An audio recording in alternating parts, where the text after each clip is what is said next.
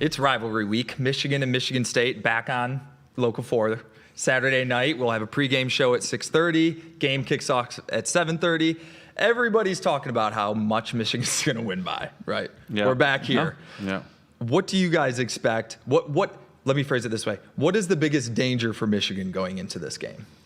Probably not taking Michigan State seriously enough. I mean, this is not new to anybody who knows anything about this right. Script.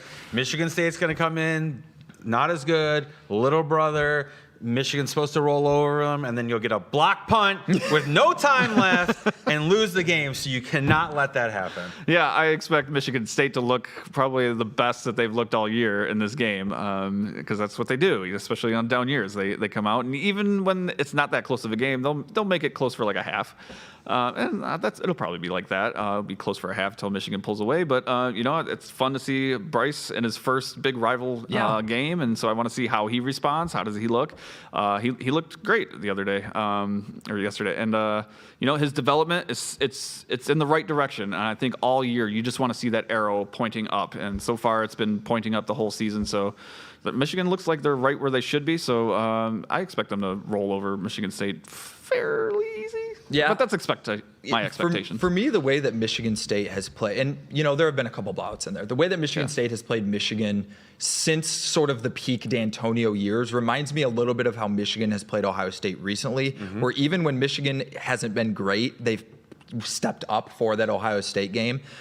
So I do expect it to be a hard-fought game. I just remember the 2020 season. Michigan State lost their opener to Rutgers, and it was like, man, Michigan's just going to roll these guys. And what did Michigan State have? They had one great wide receiver and a QB who could throw the ball up to him. And Michigan State has a good quarterback and two great receivers playing on their team this year. So I don't think, I don't think Michigan State should be the favorite or anything like that. But I do think that this is a little bit of a dangerous game for Michigan because I don't think Michigan is this superpower team, Right. This is a team pretty good this weekend against Washington. I would say that was probably maybe.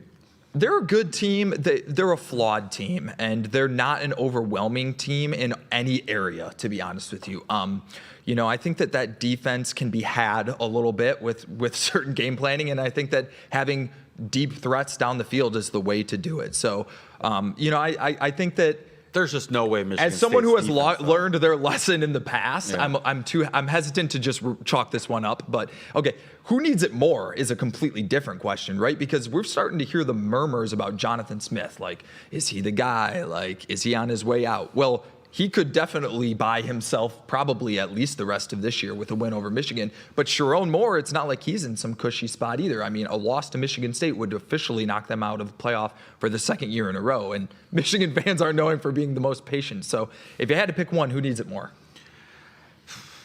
I think Michigan needs it more because of the playoff talk you were talking about. I don't think there's any expectations for this Michigan State team. I think maybe Jonathan Smith needs it the most because I think he's done there probably. He just hasn't brought to them what you kind of expected. There's no signature moment yet. No, there's no signature moment. He's not doing great in the recruiting. They aren't flashy on offense. They have one of the, if not one of the best receivers in the country, and you just refuse to give him the ball. Like, I don't get it. Yeah. It's a little too reminiscent of John L. Smith. He needs to go out there and smack himself. Remember those days? Yeah. Michigan, I think they need it more because of everything that they have riding on it. And they just have too much to lose rather than Michigan State. If they win, then it's a great feel-good moment for them until they go get crushed next week or whatever. I think it's just way too much for Michigan. They need it much, much more. Yeah, I agree that the stakes for Michigan as a team this season are higher because they still technically have their goals in front of them, whereas Michigan State probably not anymore.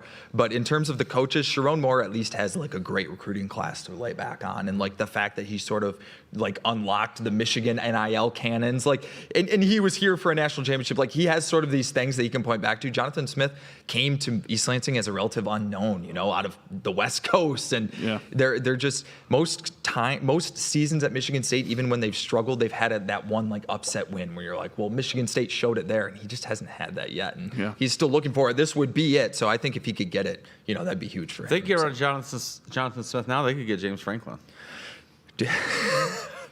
Is that a fit? I mean, as a Michigan fan, I think they should go after James Franklin. Mm-hmm. Yeah.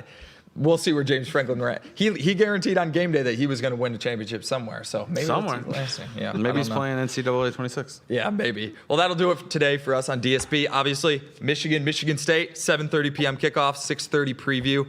Ben, have a great time at the name. Yeah, I won't have a voice tomorrow. Yeah. We'll see you next week. Enjoy the game.